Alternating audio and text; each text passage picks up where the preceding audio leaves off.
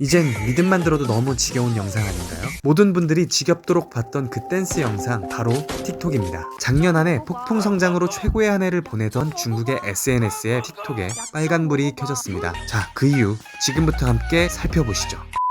지난 2019년 단연 가장 핫하고 가장 크게 성장한 SNS는 틱톡일 겁니다. 중국, 유럽, 미국 등 주요 시장은 물론 한국에서도 틱톡 열풍이 대단했죠. 텐센트와 바이두를 제치고 알리바바에 이어 중국 디지털 광고 매출 2위, 모회사인 바이트댄스 월간 실질 사용자 수가 무려 15억 명, 기업 가치는 750달러, 하나로 약 89조 원. 세계에서 가장 비싼 스타트업 틱톡에게 도대체 어떤 위기가 찾아온 걸까요? 지금 살펴보시죠. 먼저 가장 큰 원인은 미국의 견제입니다. 미국과의 관계가 급격히 악화된 중국에게 미국이 견제구를 던진 것이죠.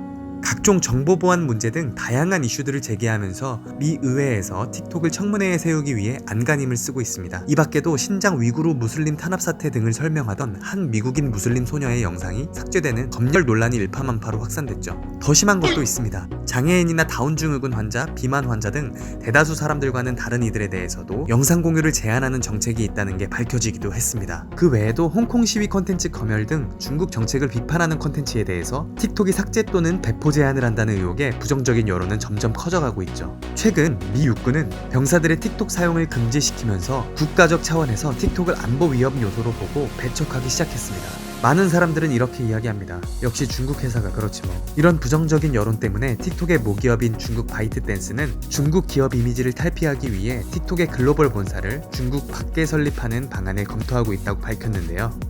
팬더가 양복을 입는다고 달라지는 건 없을 것 같긴 합니다. 일단 후보지는 싱가포르, 영국 런던, 아일랜드 더블린 등이 유력하다고 하는데요. 참고로 미국 도시는 최종 후보지 명단에 없다고 합니다. 아무렴 적진에 깃발을 꽂진 않겠죠. 여튼 이러한 악재 속에서 2020년 틱톡이 어떤 전략으로 승부수를 띄울지, 혹은 싸이월드처럼 스물스물 떡락하는 SNS로 남을지, 아니면 정말 미국의 견제 속에서도 유튜브의 대항마로 다시 떠오를지 2020년 틱톡의 행보가 기대됩니다. 여러분은 어떻게 생각하시는지 댓글로 생각을 남겨주세요. 그럼 마지막으로 조카 국가 부탁드립니다. 조카 국가는 욕이 아니고 좋아요 까먹지 말고 구독까지입니다. 감사합니다.